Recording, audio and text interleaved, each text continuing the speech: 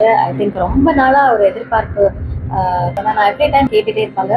இசையமைப்பாளர் அண்ட் நடிகர் G V Prakash குறித்து சைந்தவி அவங்களுடைய இன்ஸ்டாகிராம் பேஜில் போட்ட போஸ்ட் தான் இப்போ பேசும் பொருளாக இருக்கு.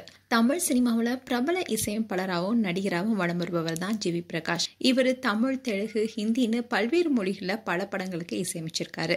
படத்துக்கு இசையமைச்சிட்டு இருந்த ஜிவி 2015 டார்லிங் படத்தின் மூலமா ஹீரோவா இன்ட்ரோடியூஸ் ஆனாரு. அந்த படத்தை தொடர்ந்து பல படத்துல ஹீரோவா நடிச்சிருக்காரு.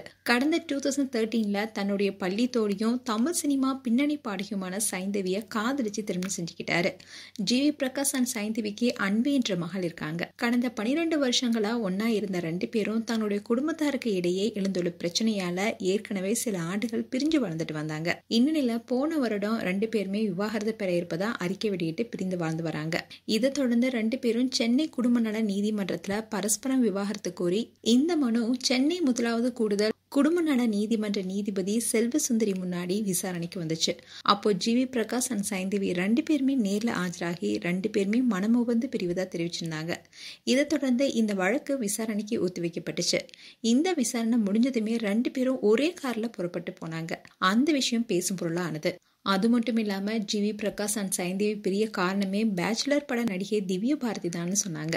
இதுக்கு முற்றுப்புள்ளி வைக்கும் விதமா ஜி வி பிரகாஷ் என்ன சொன்னார்னா, நான் பேச்சுலர் படத்தில் நடிக்கும் போது திவ்ய பாரதியோட சேர்ந்து நடிச்சதுனாலதான் என்னுடைய மனைவியை பிரிய காரணம்னு பலருமே பேசிட்டு வராங்க. ஆனா அது உண்மை இல்ல. பேச்சுலர் படத்துக்கு அப்புறமா அவங்கள கிங்ஸ்டன் படத்துல தான் நான் பார்த்தேன். வெளியில நாங்க பாத்துக்கிட்டதே கிடையாது.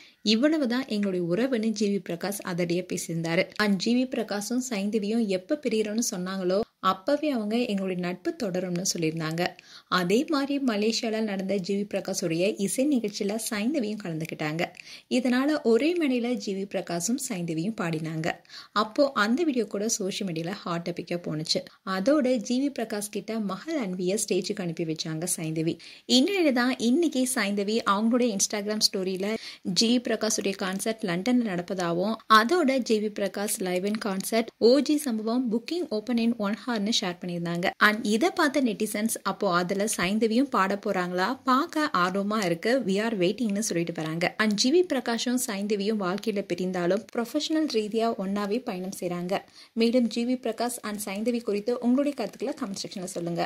இது போன்ற வீடியோஸை பார்க்க நியூஸ் தமிழ் கிளிட்ஸ் சேனலை சப்ஸ்கிரைப் பண்ணுங்க. மறக்காம நோட்டிபிகேஷன் பட்டனை கிளிக் பண்ணுங்க.